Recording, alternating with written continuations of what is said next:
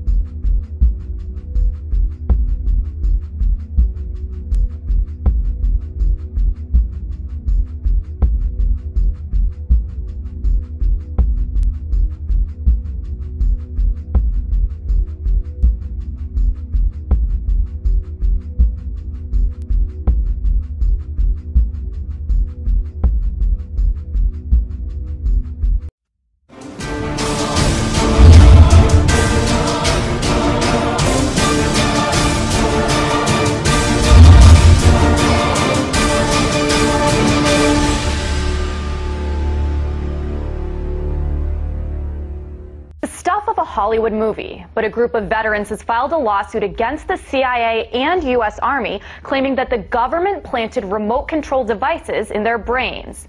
The claims relate to a government program at the U.S. Army's Edgewood Arsenal in Maryland, where scientists tested hundreds of chemical and biological substances on at least 7,800 servicemen. So could this really be happening? Well, joining me to help discuss this is attorney Gordon Erspalmer from San Francisco, California. So, Mr. Erspalmer, you represent these veterans who have filed the lawsuit. What kinds of things have they told you about what happened to them? Well, there are a variety of different circumstances they found themselves in, but one man, for example, was given a very potent hallucinogenic drug in a very high dose and left by himself, and he saw bugs under his fingernails, and he ended up taking a razor blade out of his mess kit and tearing out his fingernails under the influence of this psychotic drug. You mentioned the brain implants. So one of the plaintiffs has a brain implant that was pushed up his nose to the edge of his frontal lobe, and it is right on the periphery of his sinus cavity, and we believe it is a radio transmitter that enabled the government to remotely control his behavior. There are lots of other similar stories, but they tested hundreds and hundreds of different biological substances, such as anthrax, and chemical substances such as nerve gas, psychochemicals, a whole variety of psychochemicals, and they did this all in total secrecy for a period of over 20 years. And as far as I understand, your clients can't get any monetary compensation from the CIA. So what exactly are you guys hoping for then? And explain to me a little bit why they can't get that monetary compensation. Okay. Veterans are in a peculiar class in this country.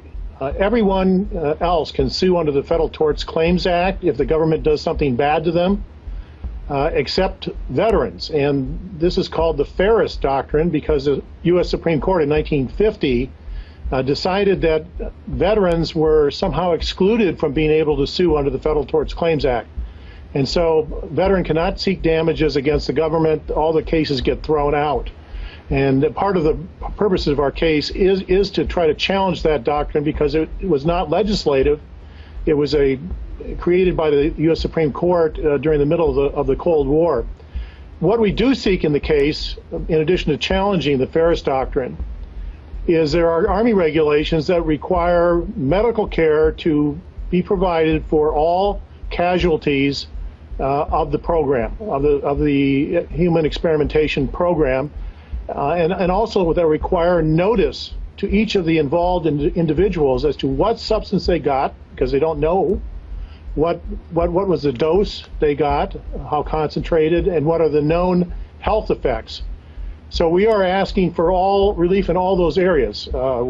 Notification of every veteran, or if deceased, his next of kin, provide health care to them free of charge for the conditions associated with their exposure, and also to be released from the secrecy oaths that were exacted from them. They cannot talk about their experience. They were all sworn to secrecy and gave secrecy oaths which the government is still trying to enforce, right, 30, 40 years later. Yeah, and speaking of that secrecy, how tough has it been to go up against the CIA? I'm guessing they probably don't want to talk too much about this. Well, the discovery in the first year and a half of the case has been almost impossible against the CIA. They have not participated in discovery. The magistrate judge just ordered them finally to respond to our document requests, but there's been a total lack of cooperation from the CIA. And frankly, the rest of the defendants are not much better. The Army and the Department of Defense have been resisting discovery at every moment as well. So it's been a very difficult case. They're claiming executive privilege and top secret classification and just about every other imaginable objection to discovery. And I interviewed someone in one of our earlier shows who said they believe programs like this still exist today. What do you think? Do you think it's more commonplace than people would think? I personally believe that the program exists today, but with the different forms of consent. The issues of consent are also part of our case. I should have mentioned that, but informed consent. But they did these tests without telling anyone what they were getting, what the health effects were, and then they just discharged them and never followed up. Today, I think the program does go on today. There are, I hear about VA, veterans from VA domiciliaries, rest homes being used. There's a lot of research that's being conducted, but probably under conditions where they sign the right form at least. To consent to being experimented upon. Yeah, I was going to say, some people who hear about this case might say, hey, these guys volunteered for experiments, right? They should have known that, what they were doing. Well, there's a lot of problems with the consent. They were told that what they'd be testing was new kinds of gas masks and protective clothing for soldiers for a chemical warfare or biological warfare. And once they got to the Edgewood Arsenal or one of a number of other sites, they kind of did a bait and switch on them.